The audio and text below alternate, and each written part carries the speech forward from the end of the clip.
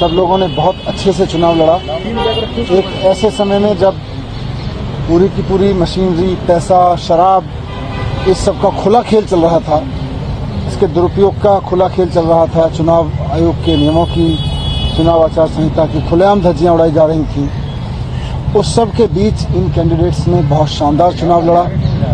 ये अपने आप में एक बहुत बड़ा काम था जिसको सब लोगों ने मिलकर लड़ा, कार्यकर्ताओं ने मिलकर लड़ा। अभी अरविंद केजरीवाल जी ने सबसे बात की, सबके हौसले अभी बुलंद हैं और आगे की चर्चा की कि किस तरह से अब जिस इलाके से चुनाव लड़ा है उस इलाके में जनता की सेवा करनी है, जनता के बीच रहना है और वहाँ से जो बीजेपी के लोग जीते हैं वो भले ही लोगों के लिए काम करें ना करें, लेकिन उन्हें हमारे कैंडिडेट्स को उनके बीच रहना है, जनता की सेवा करनी है और आने वाले समय में अपने इन कैंडिडेट्स का अनुभव पूरे देश के लिए, पार्टी के प्रसार के लिए उनकी ड्यूटी लगाई जाएगी पूरे देश में, इसलिए उनके साथ चर्चा हुई।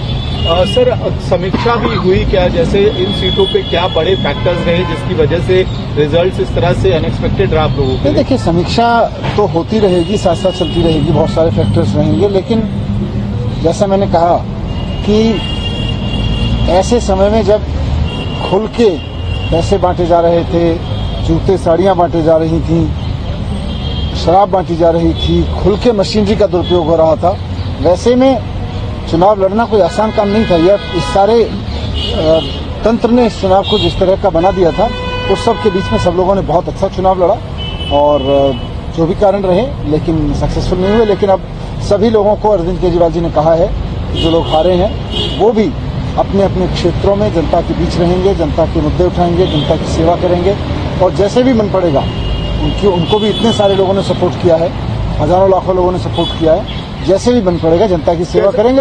जैसा कि आपने वीडियो में देखा, दिल्ली विधानसभा चुनाव में हार के बाद आम आदमी पार्टी एएपी के नेताओं की बैठक अरविंद केजरीवाल के निवास पर हुई। इस बैठक में मनीष सिसोदिया समेत पार्टी के अन्य वरिष्ठ नेता शामिल हुए। मनीष सिसोदिया ने कहा कि अरविंद केजरीवाल ने सभी कार्यकर्ताओं से मुलाकात की और उनका हौसला बढ़ाया। उन्होंने निर्देश दिया कि सभी उम्मीदवार अपने अपने क्षेत्रों में जनता के बीच रहेंगे, उनके मुद्दे उठाएंगे और उनकी सेवा करेंगे।